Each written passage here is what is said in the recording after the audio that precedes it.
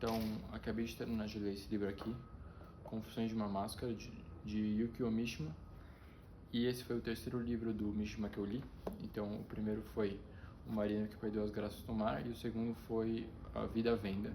E eu também li alguns contos daquela edição que saiu do o Morte em Pleno Verão.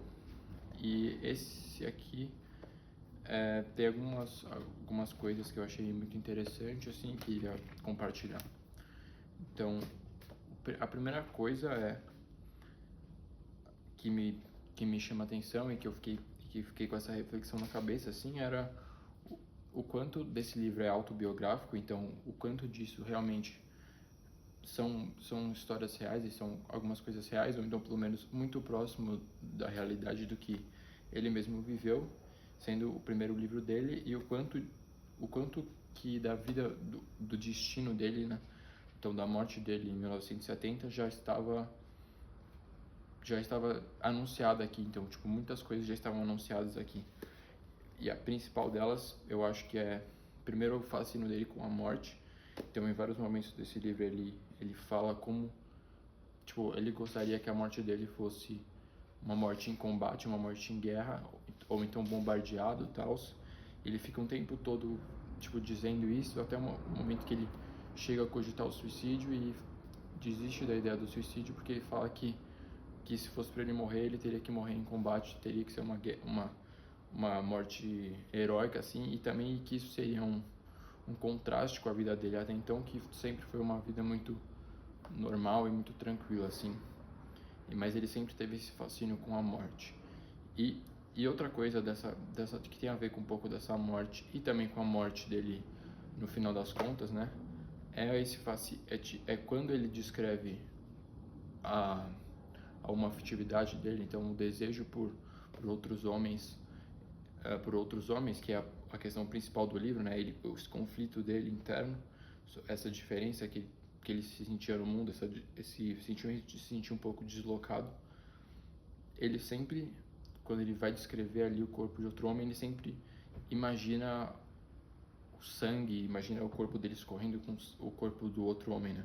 Escorrendo com sangue ou com uma faca afincada, ou então morrendo em uma guerra, assim. E essa é uma coisa, é tipo um fetiche dele muito presente, assim, a maioria das vezes, inclusive, mas tipo, querendo avisar aqui um spoiler. Então, naquela cena final ali, onde ele tá com a garota lá e vê o cara com a regata, tal, forte, assim, e a primeira coisa que ele imagina é ele, acredito que com uma faca fincada, assim, escorrendo sangue por ele todo.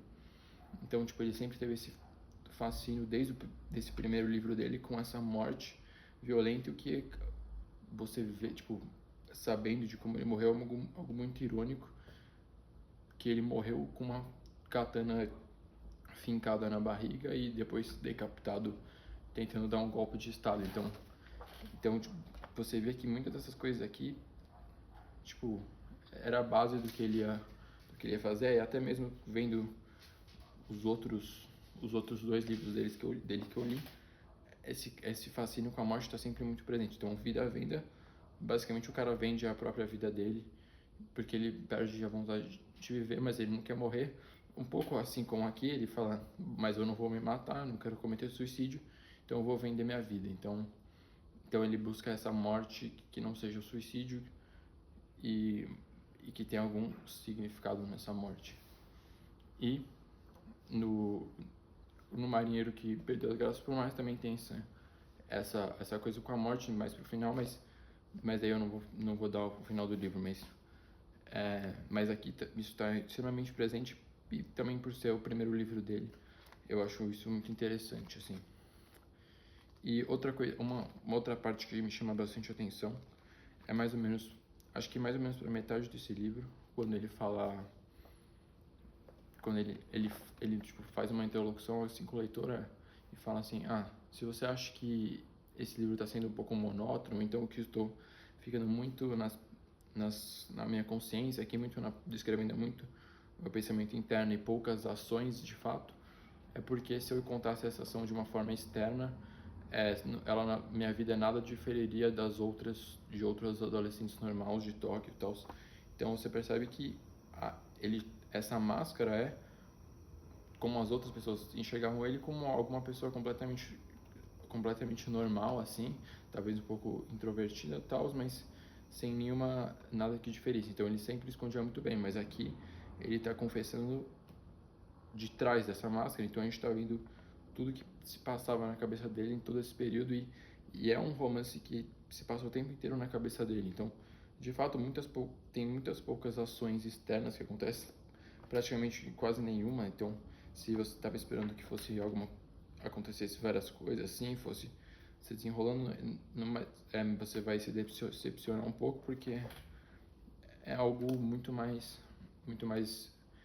de introspecção de introspecção mesmo, assim, sobre o que estava se passando na cabeça dele.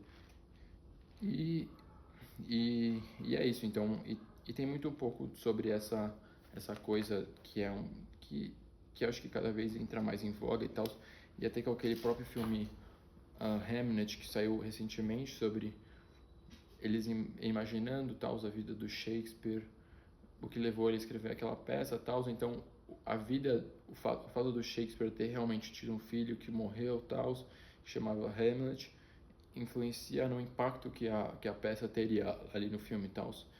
E aqui eu acho que é muito uma coisa dessa, do quanto a vida do Mishima, o fato de da nossa consciência da vida do Mishima hoje em dia, do que aconteceu e tudo que ele fez, impacta profundamente nessa leitura aqui. Então, se você não soubesse da vida dele, acho que seria uma leitura completamente diferente.